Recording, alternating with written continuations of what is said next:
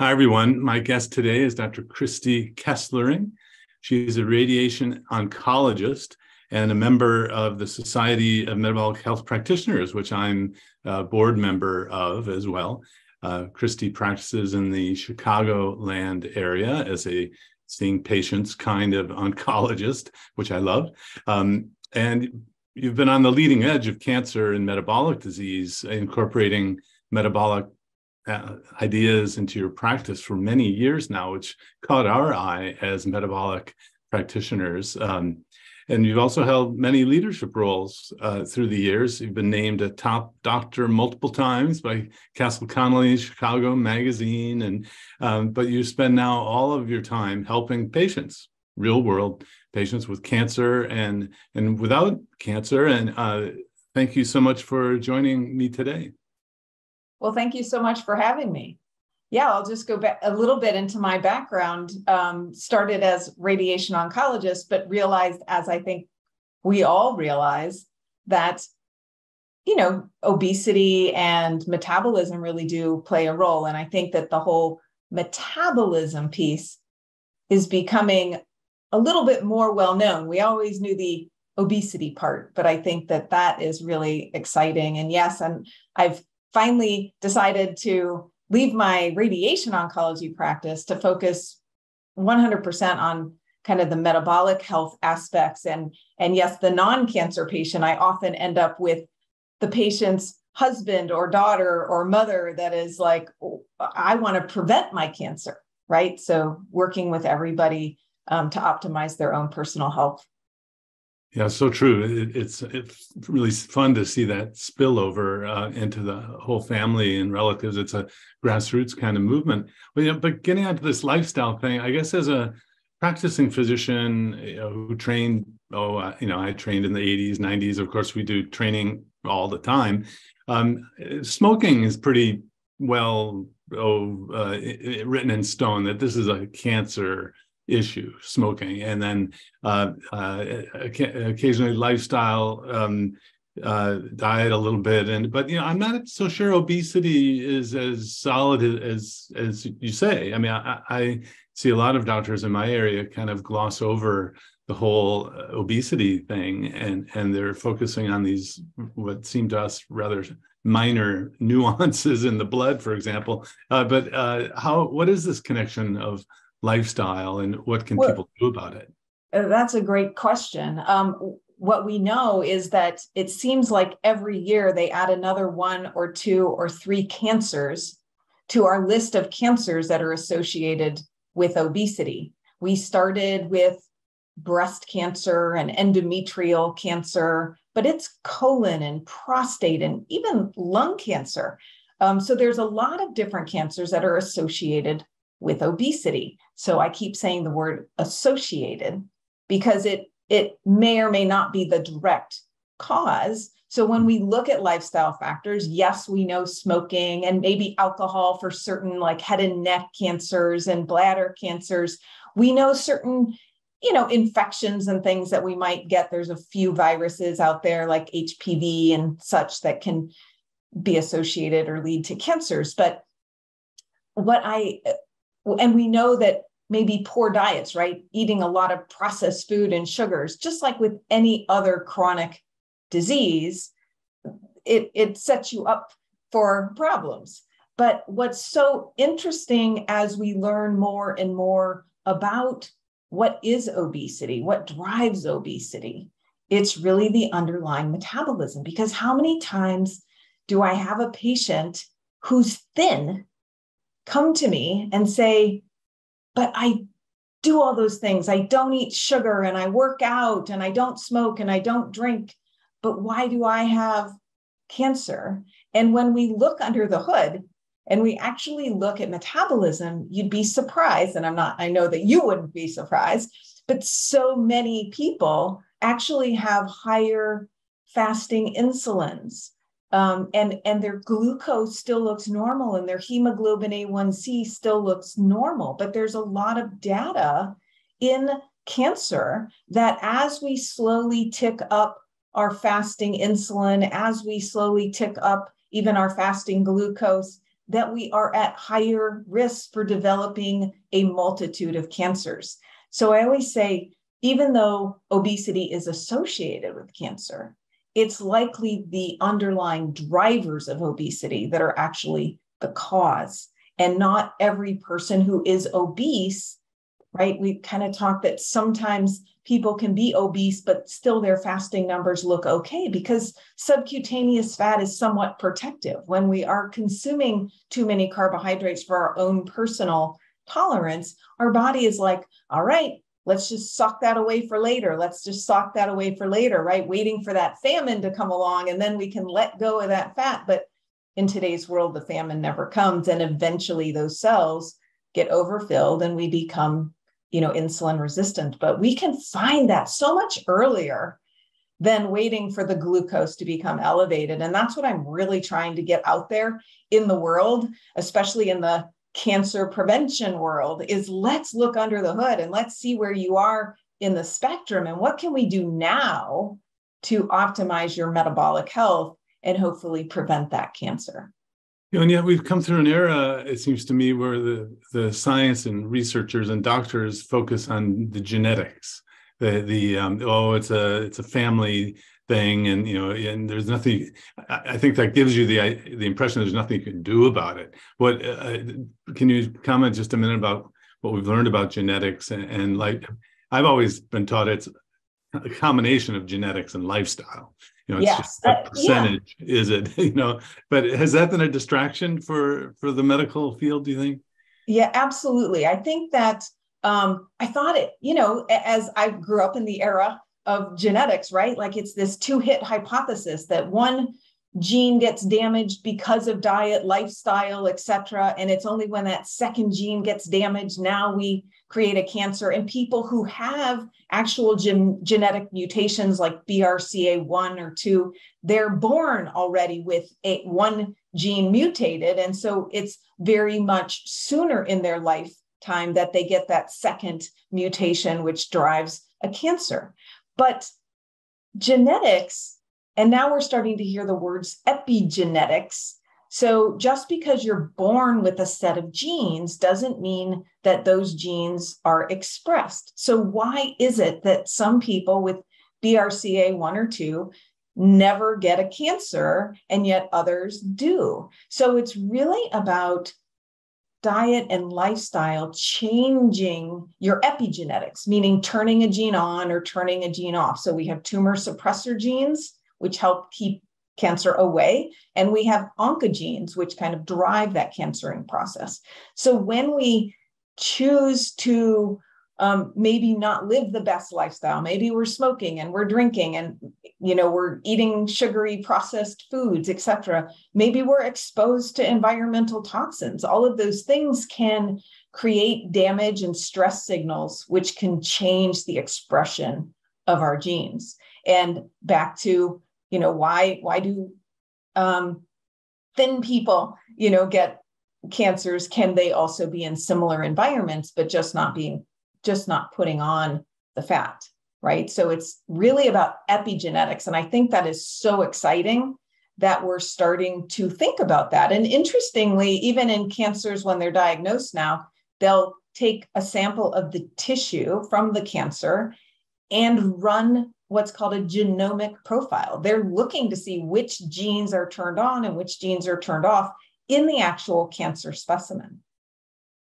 I find myself sometimes being a translator between fields and not even between eras, because I thought this was called genetic expression.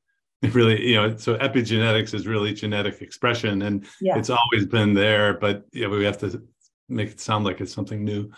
Well, let's get back to the theme of metabolism.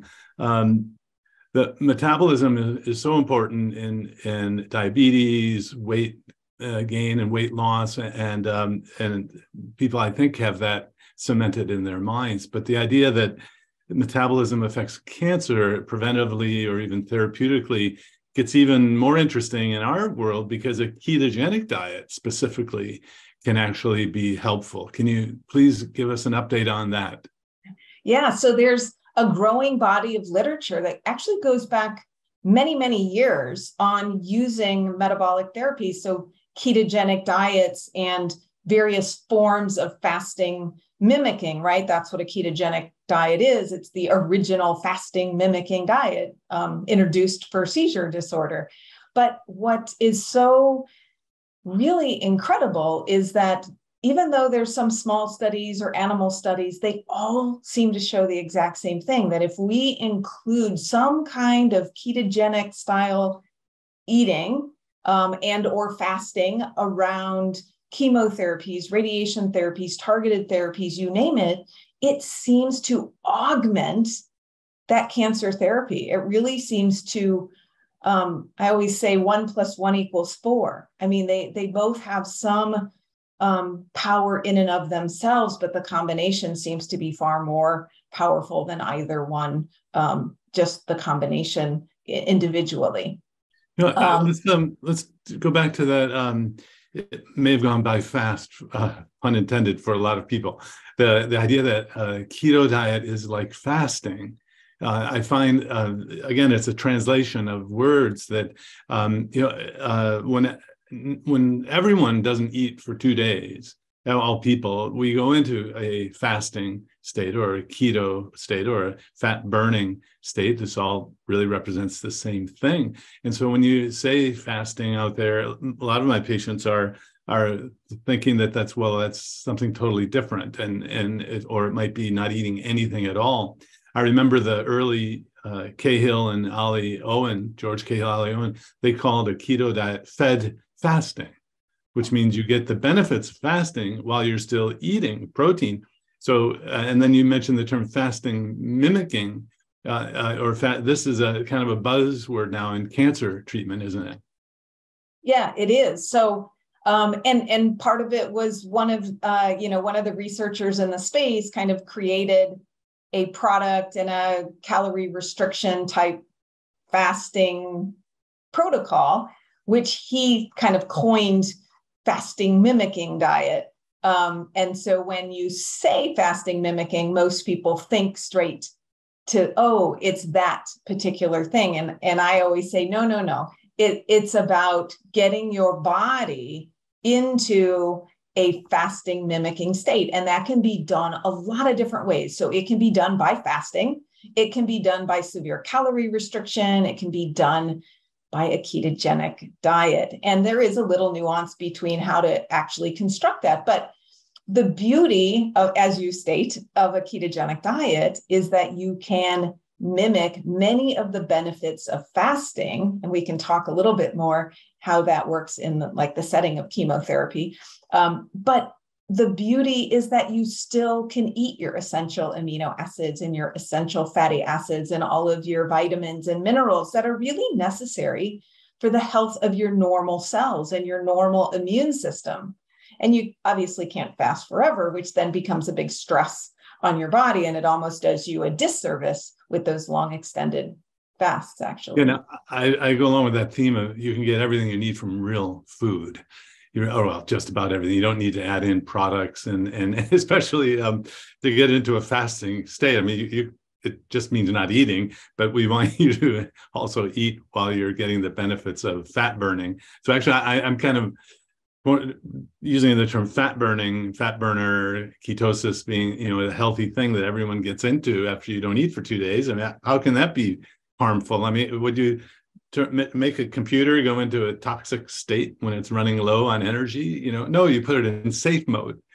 So I see the fasting or fat burning or all of this as a healthy, but it's the metabolism. So what changes in the metabolism, and how might this be helpful in treating cancer or helping with chemotherapy? And what do we know about that now, the changes that occur?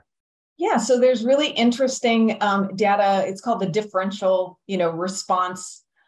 So for instance, our normal cells, which are normally going along their merry way, dividing, et cetera, cancer cells are doing that too. But when we go into a fat burning state, our normal cells kind of slow down their division, their replication. They start to say, oh, well, let's clean house. Let's get rid of damaged cells. Let's recycle. Let's rebuild. Let's, So we're kind of in a little bit of a slowdown mode, our normal cells. Our cancer cells, that doesn't happen. Our cancer cells typically are sugar hogs and are not able to utilize the byproducts, the fuel byproducts of burning fat. And so they are slowly getting weaker, right? Because they're getting less fuel, whereas our normal cells are like, hey, I love this state, let's clean house. And then if we add a therapy like chemotherapy, which is going after those more rapidly dividing cells. So our normal cells now have slowed down. They are not rapidly dividing, but our cancer cells continue in that rapidly dividing, but kind of getting sick state because we're starving them.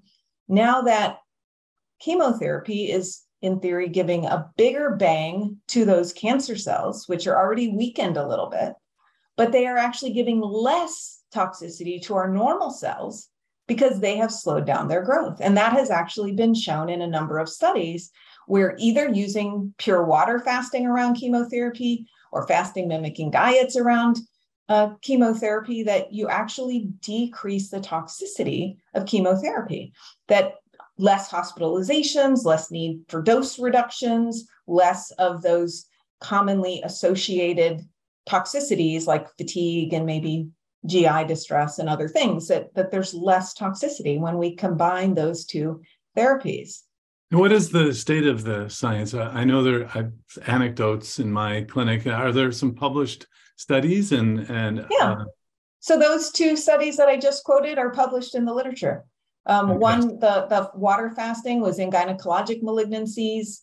The kind of fasting mimicking diet or the calorie restricted diet around chemotherapy there was a large breast cancer trial as well as kind of an all cancer trial. So yeah, there's a number of publications that keep coming out. And then when we start to look more at the benefits, so the true benefits of chemotherapy, there is some human data. There's a lot of animal data. There was a recent chemotherapy, stage 4 colon cancer with chemotherapy following a standard diet versus a ketogenic diet. I believe they added some MCT oil as well as part of that ketogenic diet. And they showed significantly greater response rates. And in the ketogenic arm, there were 50% complete responders, whereas in the standard diet, there were no complete responders. So both groups did have partial responders, but dramatically more complete responders in the ketogenic diet arm. So it seems like it's a win-win.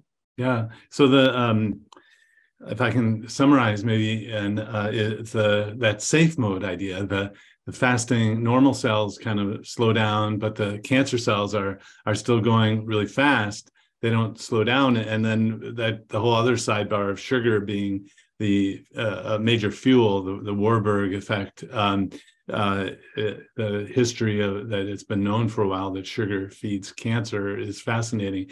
So, but the chemotherapy, I remember a lot of the side effects are the hair loss, the gastrointestinal diarrhea, things like that. It's because those cells turn over really fast. So the chemotherapy side effects are because they're hitting cells that turn over. Of course, the cells will regenerate and all, but the theme of the keto diet gives the nutrition that normal cells need and slows things down so that the ammunition or the chemotherapy that we're using will actually still be effective against the cancer cells, which are still very fast. Is that a good way to summarize it? Yeah, and I will say that I'm not telling anybody they won't lose their hair with chemotherapy if they do a ketogenic diet. Certainly there are some drugs that affect hair and others that don't, and there are new techniques to help preserve hair, because I know that's a big one, especially for women. But the GI, definitely different. And really interestingly, a lot of times to prevent toxicity, patients will be given steroids around chemotherapy. And what do steroids do to us? They increase our blood sugar and our insulin. And so in the one of the trials, they actually held the steroid during that fasting mimicking diet and still had the same or better quality of life measures. So pretty interesting. Again, getting to the metabolic changes that are occurring, that's just fantastic. Switching gears just a little bit, how is a keto diet for cancer patients or preventing cancer as well different than a keto diet that you might see on the internet or for weight loss or diabetes control, or are they the same thing? How do you think of that? I think of them a little bit the same and a little bit different. I think you are very aware that, it's eat real food, don't eat a bunch of keto products, don't, make all your fat bombs and your fatty coffees and your whatever, like we're just going to eat real food. We're going to restrict carbohydrates. We're going to eat optimal protein, but we have to get our fuel from fat. So we don't want to eat a low fat, low carb diet. That can be very painful for most because you just don't get the fuel that you need. And you certainly will burn your own fat. But again, not all cancer patients have excess fat. So we want to optimize the diet for the individual patient. But interestingly, if we just say, follow a ketogenic diet, and this was a study done many years ago, just took 10, patients who really were done with standard of care. They were just in palliative mode. And those 10 varying cancer patients were put on a ketogenic diet. And all the patients on average lost weight, they restricted calories, but it was only the patients who reduced their insulin, which was correlated with the elevation in ketones, that actually had stabilization or regression in disease. So when we're looking at a cancer patient, we are really trying to drive down insulin. Insulin is a growth factor. Insulin turns on IGF, or insulin turns on our mTOR pathway, which is a growth and regeneration pathway. So some people can lose weight and feel better. They're not actually losing, but they're not actually reducing the actual driver of that cancer. So I always want to test and track and look at these things. So what are your ketone levels? I don't know that we know what the exact right answer is, but what we know is that with rising ketone levels, that is indirectly associated with insulin. So if ketones go up, insulin comes down. If ketones go up, IGF-1, which is insulin-like growth factor, and kind of similar pathways of growth that insulin has. So we know that both of those growth factors decrease with increasing ketones. Again, we don't know the right answer, and everybody really has different genetics as to how they produce ketones, and their weight may drive their ketone production, etc. But I always follow that up with insulin. So let's put you on a ketogenic diet. Let's look at your fasting glucose and ketone levels. Let's look to see what happens to you throughout the course of your day. But then let's follow that up with another insulin and another IGF-1. Are they coming down? And if they're not, what do we need to do to troubleshoot? So just to tell a couple of quick anecdotes, a woman with progressive stage 4 metastatic breast cancer with skin nodules and progressive disease in her breast, switching to a low carb. And she didn't even go all the way to a ketogenic diet because she was just learning about this. But she says, I cut out sugar, I cut out those high carb foods. And my tumor for the first time started shrinking. And so just the idea that little changes can make a relatively dramatic bump, in our health is just mind-blowing. And I Yeah. think people just don't realize how much diet can really play into their health. Yeah, and there are a couple elements in there I'd like to go through. One is there's a benefit from cutting carbs, whether you're in ketosis or not. And then there's a benefit of being in ketosis. And the extent to which you need both is just being kind of studied now. And even then, checking a ketone level doesn't mean you know much about the flux, how much is going in the blood, how much is going out of the blood. So these are kind of crude markers, but they hang together in that the lower the insulin, the better, it seems. But now a lot of my patients will come to me and say, well, keto, that's a weight loss diet. I don't want to lose weight. And I even tried it in one of my classes. This isn't a weight loss diet. It's a metabolic diet, and weight loss is a side effect. And one of my patients got up and said, well, I'm leaving. I want to lose weight. So I got misconstrued. It's not a weight loss diet. It's a fat burning diet. But anyway. So 100%. I usually say ketogenic diets are, what did I? Now it doesn't have to be weight loss. There doesn't have to be. Ketogenic diets are weight balancing diets. Like if you are underweight, it can actually help you gain weight. And if you are overweight, it will help you lose weight. So there were actually a couple of trials done in our patients that typically really struggle with weight maintenance, or they're too skinny, depleted to begin with. Our head and neck cancer patients, right? Because it's very hard for them to eat and swallow. And so they become malnourished. And also our many stage 4 GI cancers, right? Because the gut is wrecked, whether that's esophageal or stomach or colon. And there were some trials done in those patients where they were put on ketogenic diets, and they actually increased their lean mass, muscle mass, their muscle and bone density, right? I mean, yay. So what we know is that there's data also in muscle wasting, cachexia, sarcopenia. Those are terms for, wasting muscle. Cachexia is also wasting fat. But interestingly, ketogenic diets seem to stop or at least slow down that wasting process. So we kind of hear sometimes ketones are muscle sparing.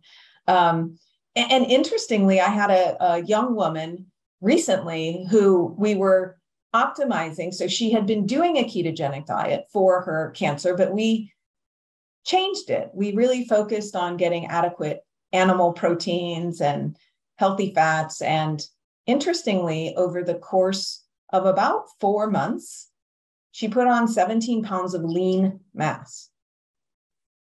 So that's pretty impressive when somebody is underweight and needs that. That was worked out by Jeff Volek in the weight loss world many years ago, where he showed that you could gain muscle mass while you were losing fat mass. So the outside view is that, well, you're losing weight, but actually you're changing the body composition. It was thought not to be possible, but now, of course, Jeff Volek, who's at Ohio State, is moving on to cancer treatments and investigations. I heard him on a STEM talk recently, talking about the latest science and the studies that they're doing at Ohio State. That's fantastic. So, well, while we're talking about metabolism and changes in a keto diet or for cancer patients specifically, what kind of blood or lab or body tests do you do typically, or do you recommend? And in the clinical level and the research level, my patients ask me, what should they be measuring? Yeah, so I think that we don't know all of the right answers yet. But I always do a pretty broad metabolic panel, and I look at the numbers very differently. So we often will get our lab reports from our doctors, and they say everything looks great. And I look at that same lab report and I think, oh my gosh, we're on fire. Like, we need to take a step back and we need to make some big changes. And in addition, I do order a number of labs that are not typically ordered, right? So we always get the CBC and the CMP, which are the complete metabolic profile, which interestingly enough, doesn't really show metabolism very well, and CBC, but they never check insulin. So I look at insulin, I look at IGF-1, I use some of the calculators for insulin resistance. So HOMA-IR is an integration or a calculation between sugar or glucose and insulin, and kind of helps predict for degree of insulin resistance. I use standard labs like a cholesterol panel and look at triglyceride to HDL ratio. Elevated triglycerides, really even over 70 or 100, start to say there's a problem maybe with insulin resistance. And so many of my cancer patients have low HDLs, low vitamin Ds, a lot of association there. But then I look at a few other inflammatory markers. Some people have probably heard of these, HSCRP or SED rate, ESR. Those are kind of general inflammation markers, but are often elevated in a cancering process. Lactate dehydrogenase, or LDH, is really interesting when you look at the Warburg hypothesis, or the Warburg effect, and how our metabolism funnels through our mitochondria.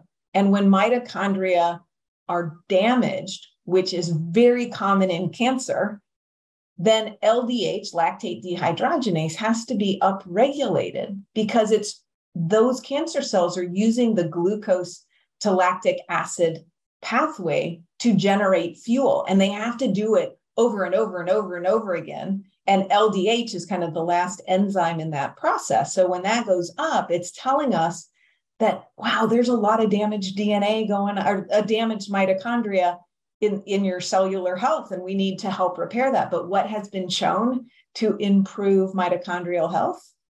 Fasting mimicking diets, fasting, fat burning. Let's push those cells back to health. So using a lot of those really give me an overview of where the patient is starting, so that we can then go and say, okay, you're eating this way. How are your markers? Are these things getting better? And it's very rewarding. Sorry to interrupt. It's okay. The LDH will actually be elevated in a regular blood test that we do? Correct. Wow. I will go back to, right, I'm looking at it in a functional medicine perspective, right? What's the sweet spot?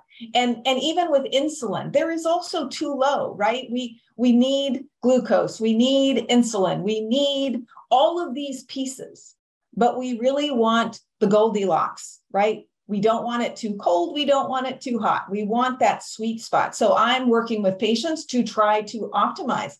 LDH can be too low in people with reactive hypoglycemia. So meaning, elevated insulin. So always really, sweet spot. You're really talking like an obesity medicine doctor, which is, we're thinking of the insulin and the insulin. Well, and you said IGF-1, that's insulin-like growth factor. And then the insulin, glucose insulin, diabetes, obesity pathways are the same ones involved with cancer. Yes, and that's why diabetics are at much higher rates or risk of developing a cancer, because really it's the same underlying metabolic problems. And back to why I think obesity is a driver, but it's really what caused that obesity.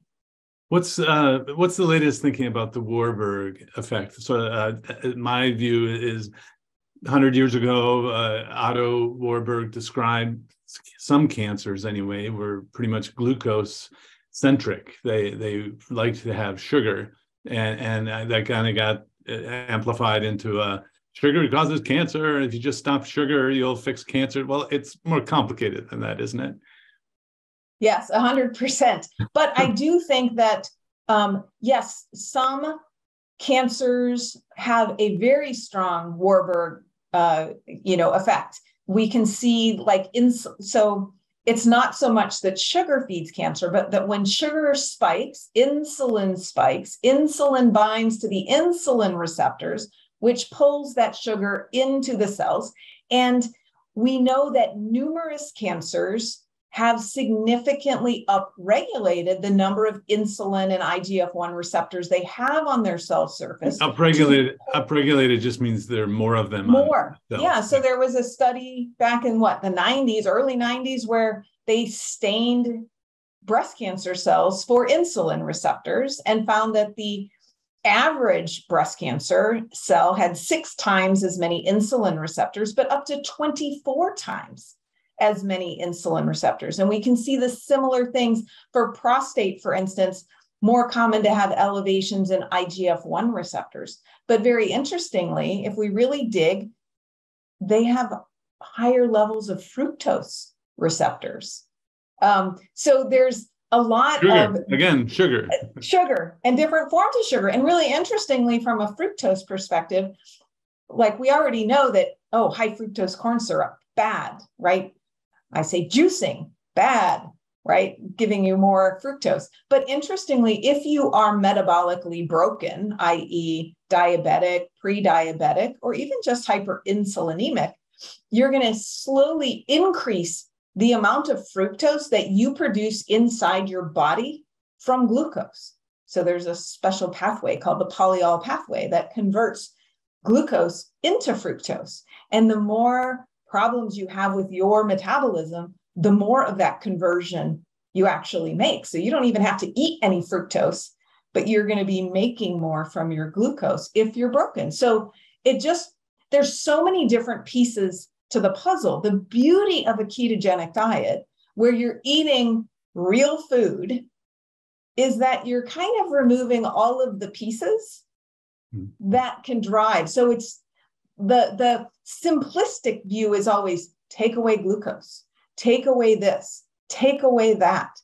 But you can't address it all. And I think the beauty of a ketogenic diet is you tend to address it all with it's not as complicated as we want to make it. And from the conventional world and even the alternative world with all the supplements and all of these things, we keep trying to block pathways and address this one thing in the cancer.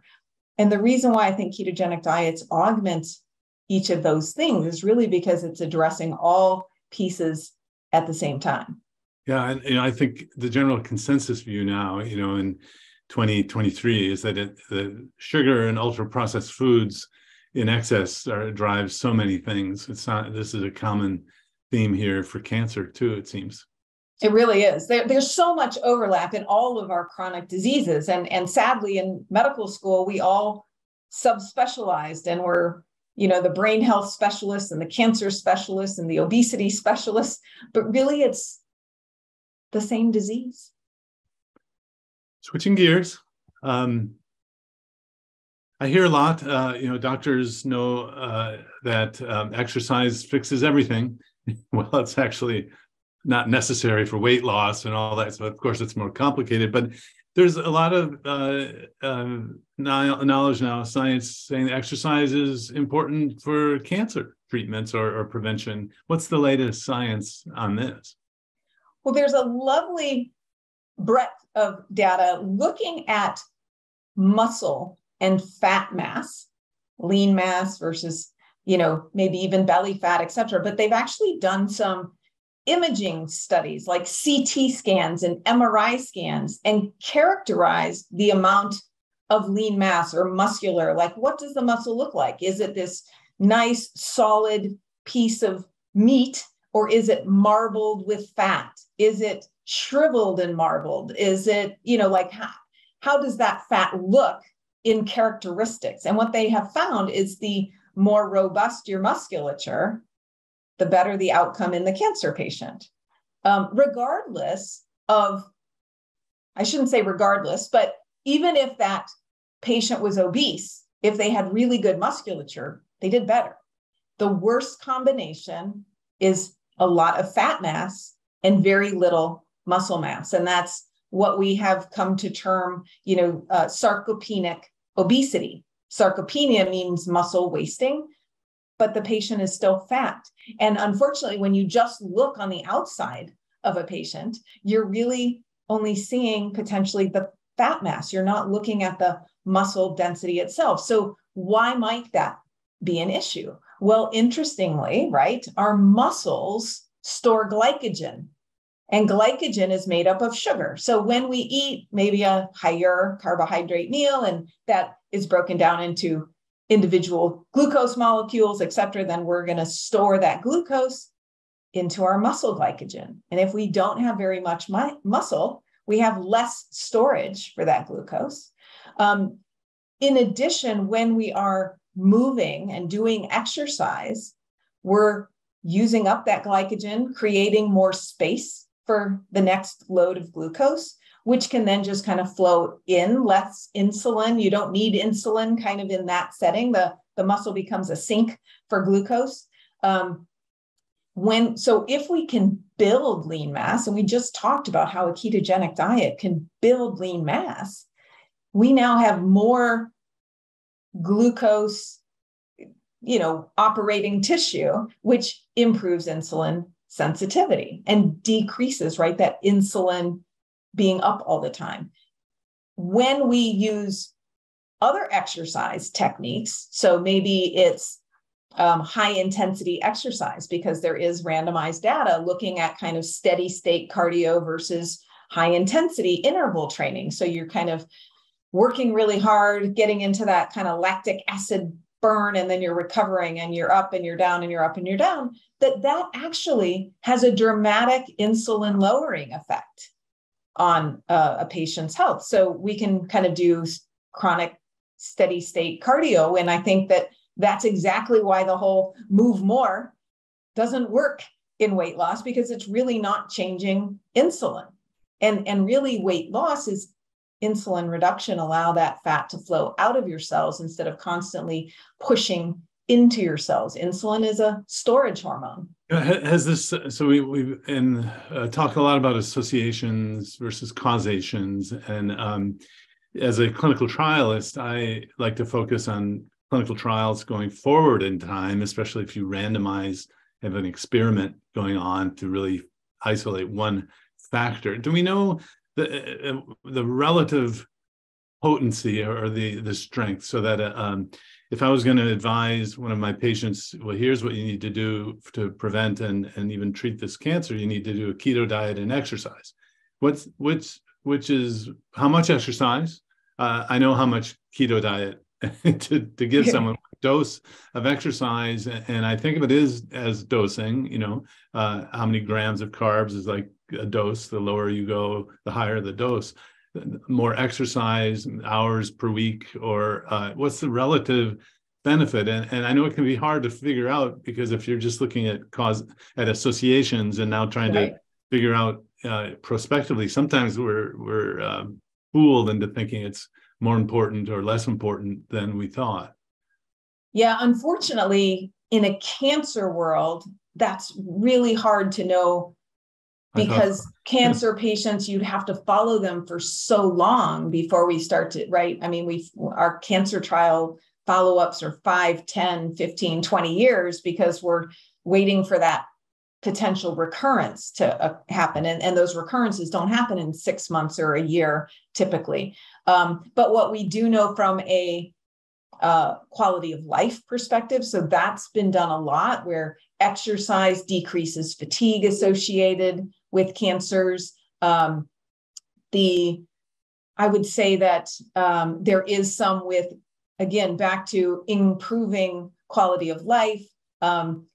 There's a nice study out in prostate cancer patients using a ketogenic diet and just walking, actually. But those were patients that you're very well familiar with, that group that had androgen deprivation therapy, right? They were on hormonal therapy for their prostate cancer, which typically decreases bone mineral density. And we improved bone mineral density in those folks, or they maintained better than the group that wasn't using those techniques. So I think that from a cancer outcomes, we may never know, but I think that we know so much about insulin.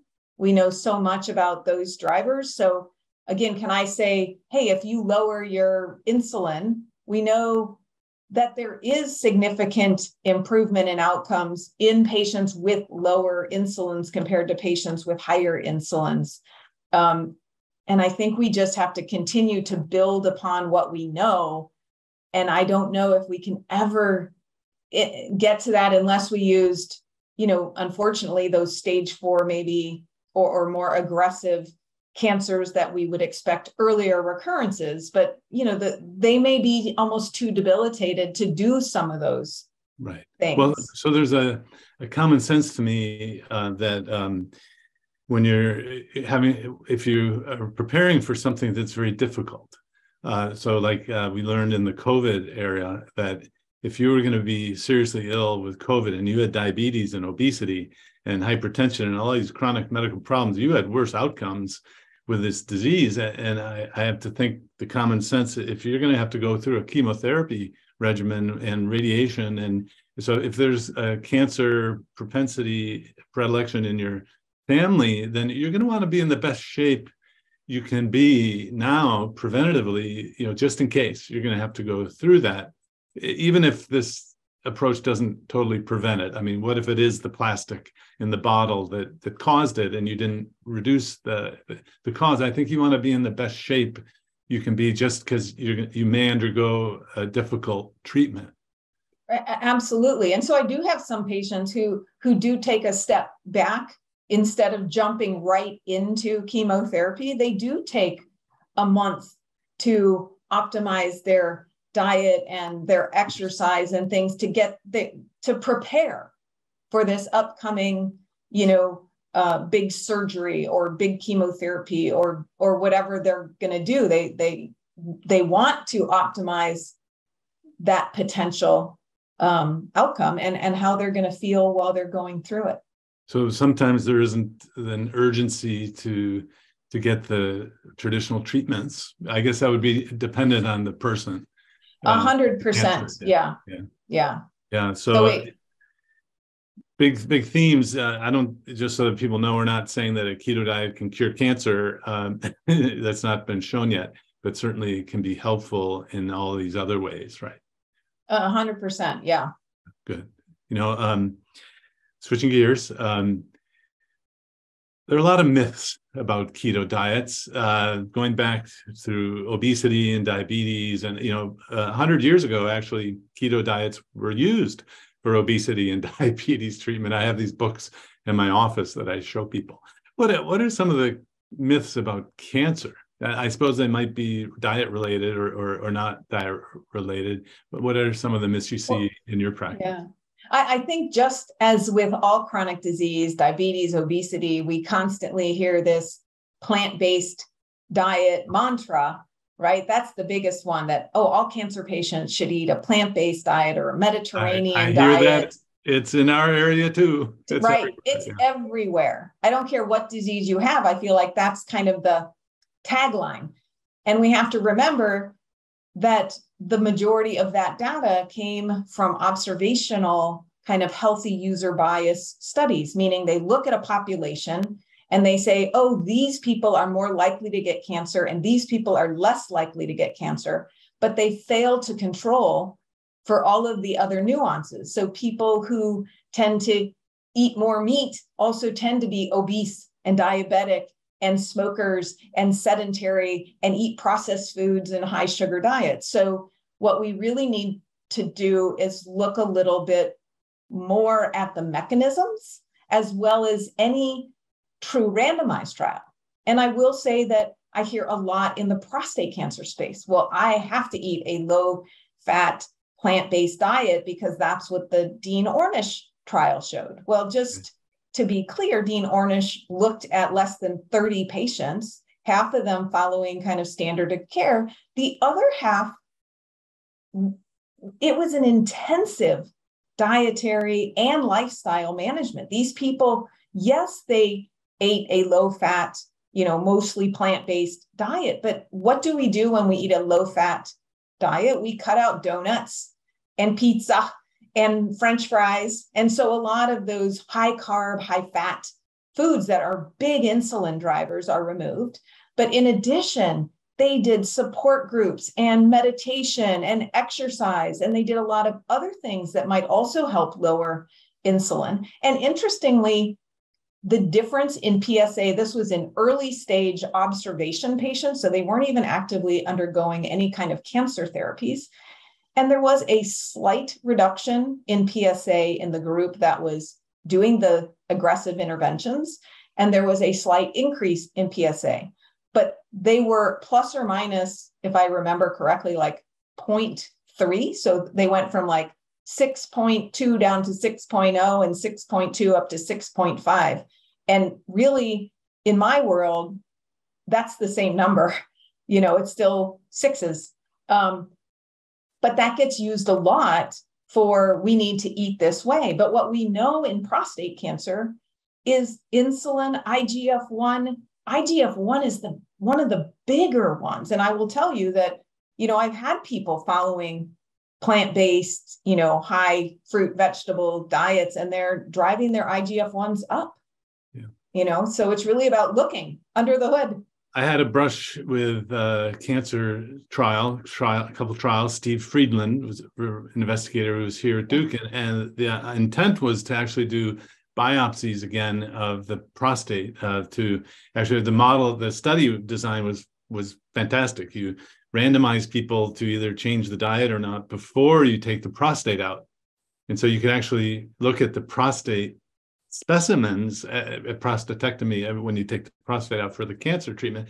The study didn't get done adequately, but it would be a great design to do again. So I kind of think of the plant-based Dean Ornish and all. I credit Dr. Ornish with bringing lifestyle to the table as a treatment. I mean, at an era when all doctors, including me, are thinking drugs and all, bringing lifestyle as a legitimate treatment was really important. However, you can kind of think of it like Ford and the Model T, for example. Credit the discovery of the automobile, but there's so many other automobiles now.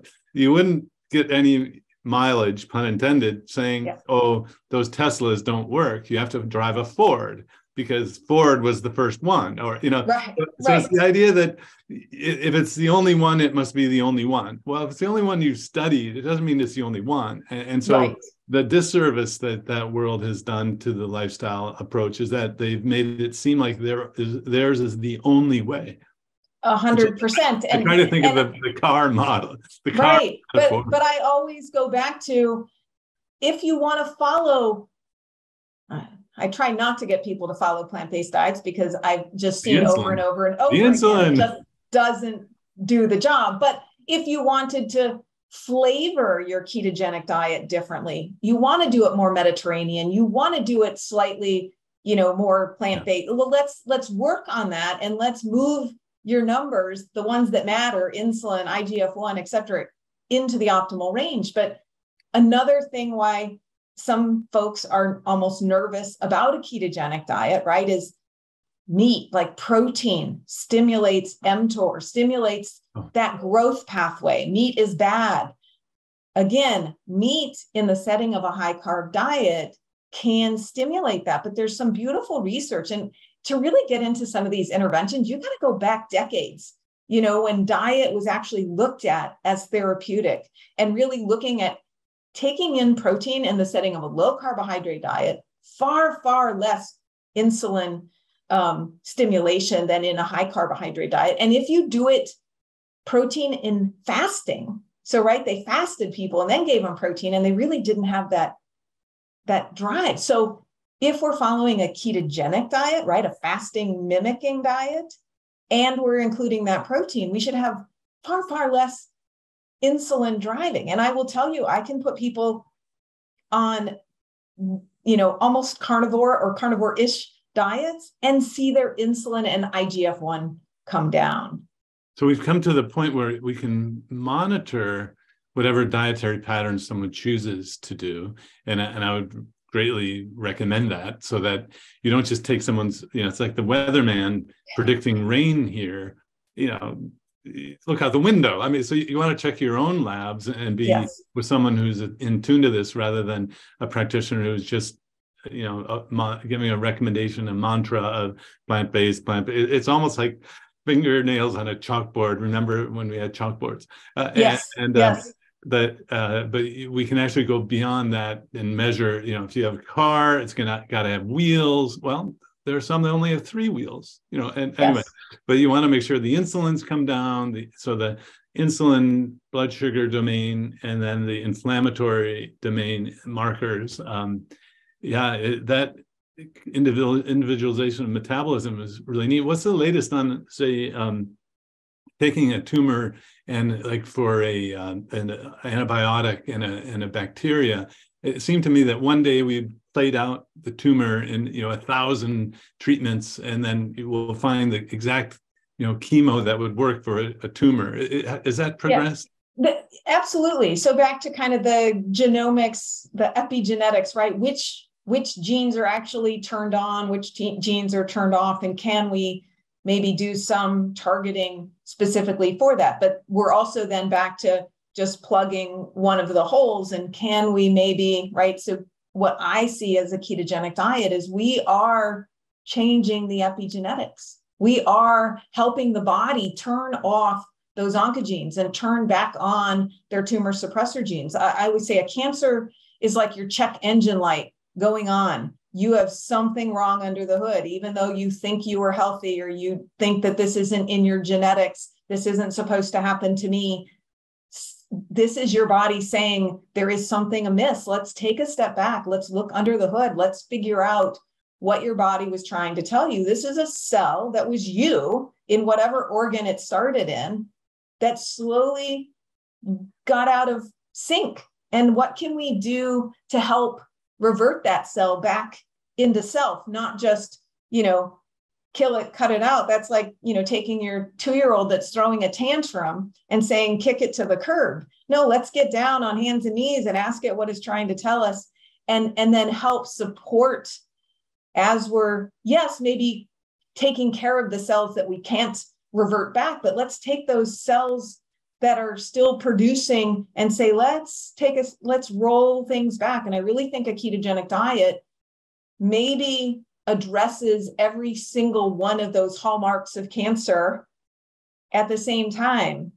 Yeah, that's right. And these myths can be measured in your own body and your patient's own. Yeah, let's look at these inflammation markers, angiogenic markers, insulin markers, immune function markers. But just to bring about one common thing that I hear stated quite a bit, a BRAF mutation. So there was a lot of, excitement. So there's a specific mutation called a BRAF mutation, and there was a lot of caution kind of being thrown out as we're kind of starting to really embrace ketogenic diets. And then the question is, whoa, is it good for everybody? Is there a particular cancer that maybe shouldn't be doing it or whatever? And there was some talk about this BRAF mutation that grew with ketones. And so I always have to explain, well, let's look at the trials that have shown ketones grow cancer. Well, this happened to be a cell study. Cell studies are not even animal models, and they are definitely not human models. But the medium, meaning the food that was given to the cells, so the dish was filled with the gel food, and then they grow the cells on that gel. It was a high insulin gel. So it doesn't matter if you added ketones or sugar or anything. You're putting Miracle-Gro on the Miracle-Gro on your insulin, right? So that is an important nuance. Yeah. But just to give an anecdote, because I know they're not science, but they generate science. Woman, stage 4 aggressive colon cancer, BRAF mutation. She didn't know what a BRAF mutation was. She just got a diagnosis of cancer. And literally the next day or week, she started on a ketogenic diet on her own, figured it out, said, I'm just going to do this until I start my chemo. And they were still doing workup and staging and testing on her tumor. Her CEA, which is a tumor marker. So normally we want, a blood marker. Normally we want it very low in the single digits, maybe low teens. Hers was almost 2,000. But yet, just by employing a ketogenic diet while she waited before starting chemotherapy, she halved it. So 50% reduction. 50% reduction. So that's pretty powerful. And then to have people scared that because I have a BRAF mutation, I shouldn't be doing a ketogenic diet. So I'm always just trying to educate on the nuances. So anytime I see a ketogenic diet is bad for something, right? Like we just see things in the news all the time, I have to go and look to see, okay, how was that constructed? Was it truly a ketogenic state? Were they looking at insulin and IGF-1? Were they tracking anything? Because as we know, we can tell a patient to follow a ketogenic diet even, but are they? Are they doing it in an optimal state for them? And maybe they're feeling better because they got rid of the biggest junk food out there, but maybe they aren't really making those metabolic changes that I would like to see from a cancer perspective. So it really is the beauty of using testing and tracking and not guessing. Yeah, so that's just been fascinating. Thank you so much. I wonder, any last thoughts? Again, I've been speaking with Dr. Christy Kesslering in the Chicagoland area, oncologist who uses metabolic treatments and for cancer and non-cancer treatments. What would you say is a kind of summary of our talks? I think the summary, right, is that cancer can be a disease in anybody. You don't have to be obese. You don't have to have a family history. It truly is about diet and lifestyle and how those things impact your personal environment, your labs, everything under the hood. And conventional docs don't typically look at the things you really should know. And I would love to have everybody kind of have a list of these are the things that I should know. And you can hear some other experts in different fields saying, hey, do you know what your insulin is? Do you know what your CRP is? Do you know what some of these markers are? And I wish that everybody knew what their markers were, because then again, you might find things earlier rather than when the whole thing breaks down, right? So test, understand what different things you're doing are doing to you. Sometimes we can tell that we feel better, but sometimes we're missing a piece. For instance, if somebody was doing even a vegetarian or vegan diet, sometimes they're cutting out the worst food. So initially they feel better, but the numbers aren't going to maintain. And so always kind of checking in. But I just feel like there's so much knowledge out there that just doesn't come into the conventional world. If you really dig into the science, there's quite a bit. And I just wish that it is slowly coming into the conventional world, which is great, but certainly not at the pace that many of us would like to see it.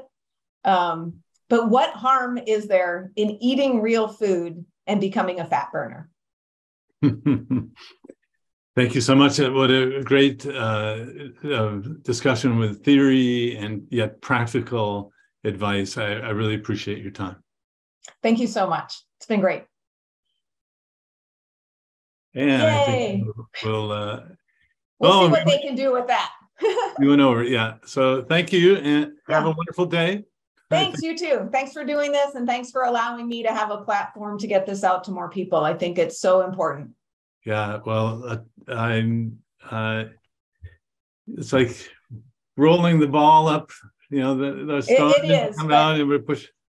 But patients are wising up. I feel like more and more patients are realizing that conventional medicine alone isn't going to save them. And they're looking for that next edge. And it's crazy. I had a cancer patient who was a vegetarian, clean vegetarian, really eating plants, not processed foods. And of course, part of her intake was to meet with the dietitian who said, eat more plants. And she was like, are you kidding me? That's all I've eaten and I have cancer. And she's thin and she's athletic. And, she you would never think that. So what did she do? She switched to full carnivore and found me. So yeah, crazy. Anyway, All Have right, a great Eric, day. it's been a pleasure. Thank you. Thank you. Bye-bye.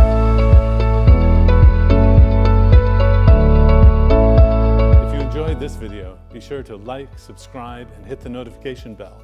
And check out adaptyourlifeacademy.com.